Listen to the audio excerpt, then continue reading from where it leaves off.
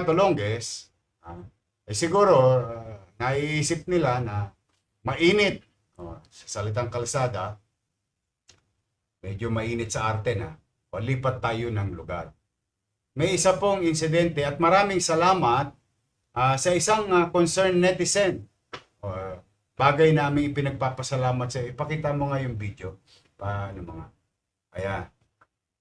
Kung tawagin tong Tolongges na to ay si Boy Paldo.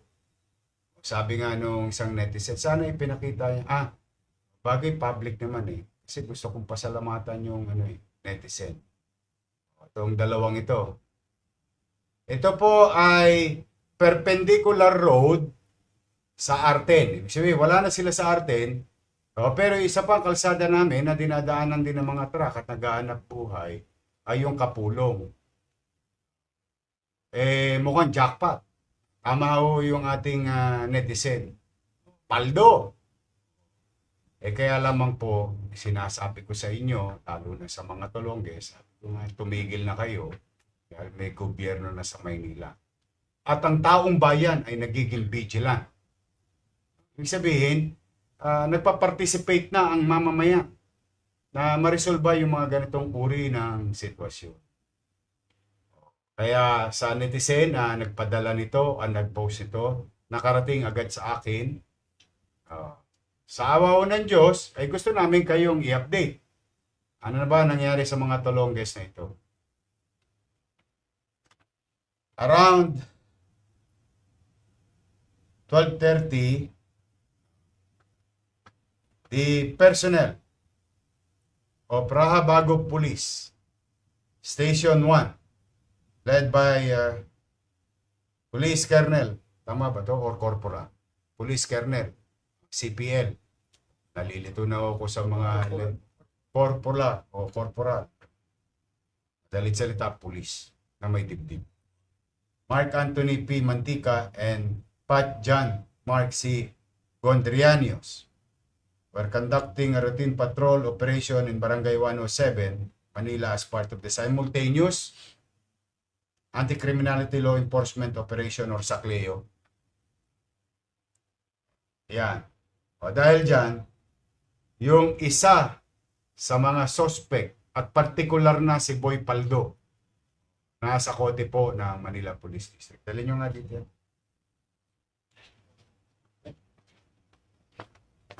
Ito po siya.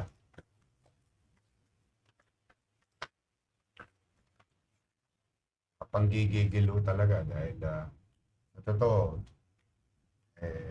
ako nagsasabi na akong paulit-ulit lang, pero sige lang, may dibdib naman yata siya. Now mga kababayan, ito po yung suspect, si Boy Pat.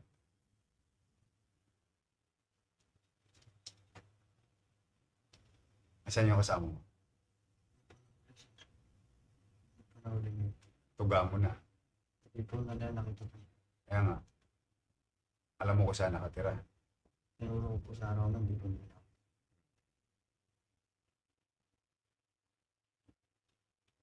O kayong mga nanonood, susubok pa.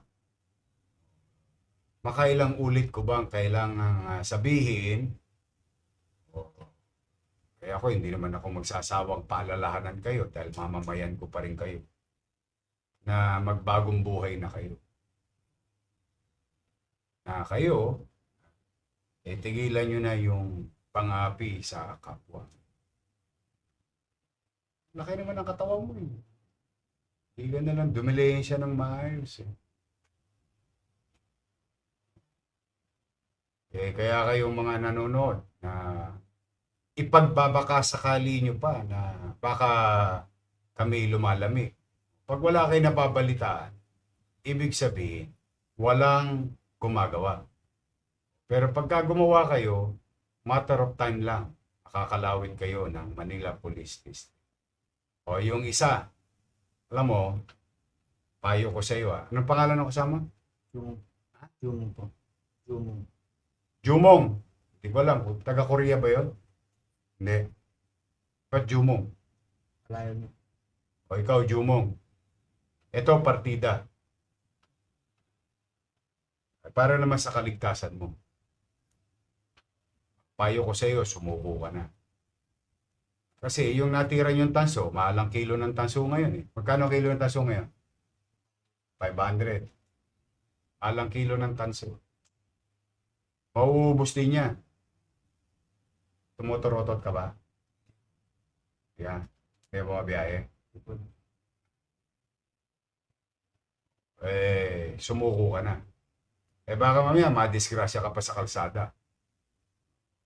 Just so you know, maaaring ikinatutuwa mo na nakatakas ka o nakaiwas ka. Sa ngayon. Pero hindi araw-araw Pasko sa kriminal. May Pasko rin sa pulis. Kaya maaari naman, bilang inyong ama, kaya ko naman gawin ay panawagan. Pero hindi hinto sa panawagan niya.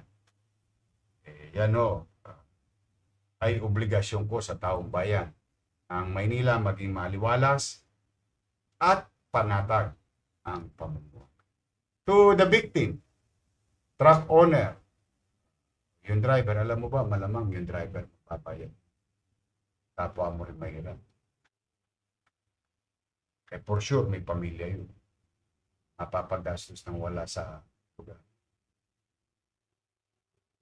Talaga. Nagbubuti na nga ako para maayos kayo. Okay, Jumong. Ito si Paldo. Si Boy Paldo. Mauubos din yung pera mo. Magkano lang naman yung kinita ninyo siya sa pagnanakaw niyo sa truck. O kasi sumuko ka na lang. Hopefully, mapatawad ka nung nabiktima nyo. But it is not up for me. Ang trabaho ko, kumuha kayo ng tatolonggisan, obligasyon kong madakma kayo, at hirap kayo sa husgado. Mapatunayan kung kayo may sala o wala. So, ulit, sa mga netizen, maraming salamat sa inyo.